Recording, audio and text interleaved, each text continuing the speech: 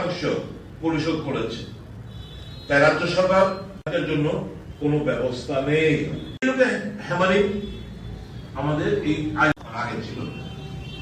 আপনি এখন বসবাস করেন, তাদের ভাবে খর্ব করছে, তুমি কাজের পিছনে যাচ্ছ খর্ব করে, যে তার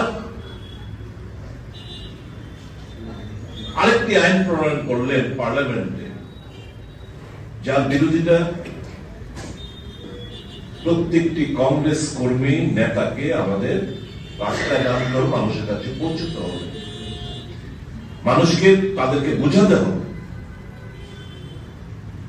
এবং যত বেশি মানুষের কাছে যাবেন এবং পাল্টা প্রচারে এরা নামছে আমাদের কর্মসূচি দেখে মানুষকে বিভ্রান্ত করার জন্য।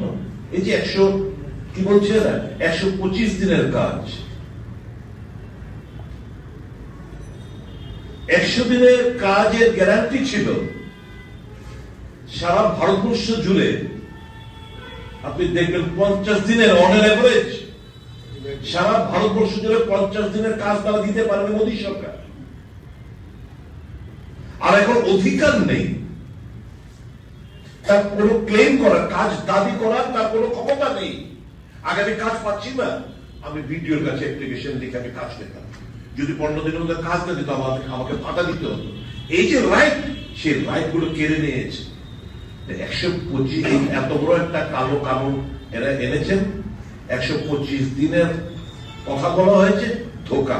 কারণ একটা বিশাল বড় বার্ডেন রাজ্য সরকারগুলোর উপর চাপিয়ে দিচ্ছে। তো রাজ্য সরকার স্বাভাবিকভাবেই ওই যে তার যে মানসিকতা যে আমি আইনটাকে বাতিল করবো, এটাকে এই নতুন আইন এনে তার ওই যে ইচ্ছাটাই, কারণ এই সরকার গরিব বিরোধী সরকার। একটা জিনিস আপনি বলে রাখি, আপনাদেরকে উপলব্ধি বুঝতে হবে, ইউপিএ জামানায় খাদ্য সুরক্ষা আইন,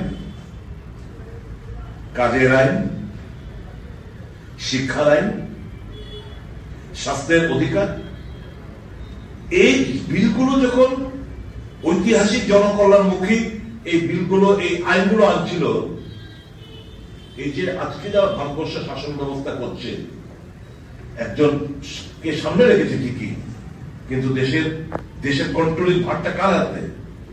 আদানি আম্বানিদের হাতে। Narendra Modi is a puppet in the hands of একটা কাঠপুতুল আদানি এবং আম্বানির হাতে। যখন কংগ্রেস মনমোহন সিং সরকার যখন এই গরিবের শ্রমিক মেহনতি মানুষের কথা মাথায় রেখে একের পর এক আইন আনছিলেন, পাশ করাচ্ছিলেন, মানুষের কাছে অধিকার, মানুষের কাজের দাও, মানুষকে খাদ্য দাও, মানুষকে শিক্ষা দাও, মানুষকে স্বাস্থ্য দাও, এই আইনগুলো যখন আনছিলেন, তখন এই যে কর্পোরেট সেক্টরের দালালরা, মালিকরা, সর্বভারতীয় সর্বনিম্ন মজুরি 400 টাকা করতে হবে।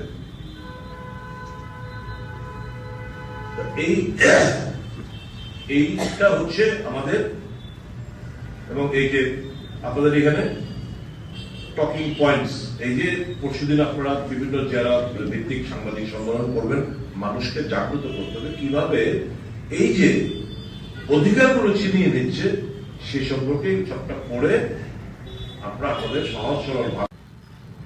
ये तो आदानी अंबानी बोलते शुरू कर रहे, ये तो मनमोहन सिंह, सोनिया जी, राहुल जी वगैरह, मेरा हम लोगों को तो बात सुनता ही नहीं।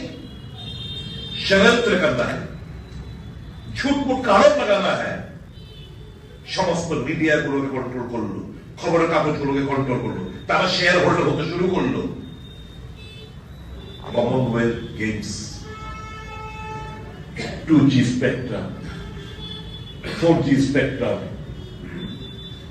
কয়লা, সব দল, সিপিএম থেকে আরম্ভ করে বিজেপি সমস্ত দল আকাশ পাতাল সমস্ত কংগ্রেস চুরি করে নিয়েছে। এখন সুরেশ কামাদি কিছু মারা গেলেন, ক্লিন চিট। কয়লা ঘোটালা, clean chit. 2G, 3G, 4G spectrum, clean chit. কিছু বের করতে পারলো না, একজন কংগ্রেসদের যাদের বিরুদ্ধে আরোপ ছিল করতে পারলো না। কিন্তু ততক্ষণে এই ষড়যন্ত্রে, কারণ গরিব কংগ্রেস, গরিব মেহনতি মানুষ, শ্রমিক অংশের মানুষ, তাদের কল্যাণার্থী স্কিমগুলো, আর মোদী সরকার এই কর্পোরেটদের স্বার্থে এই স্কিম আনতে শুরু করলো। পার্থক্যটা এই জায়গায়।